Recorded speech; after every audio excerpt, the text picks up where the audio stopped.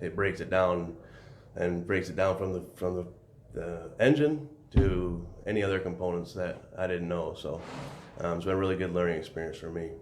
Technicians appreciate that too, because a lot of times technicians would tell me something and I don't have a clue what they're doing. So what they're saying to me, it's like a foreign language. And I'd have to go back and research online and try and figure out how I'm going to explain this to the customer. And but now I have a better understanding from this experience. So it's been beneficial.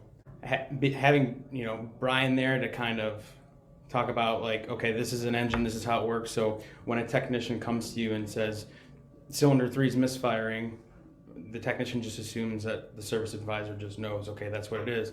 And then you have to go talk to the customer, and the customer looks at you like, do you even know what that is?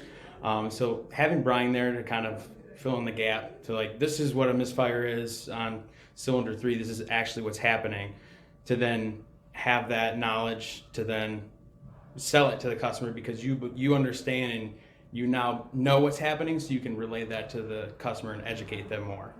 Just knowing exactly what the tech is giving me and then being able to relay that information to the customer with a better knowledge of the insides of an engine or a transmission, it's only going to help me with my job.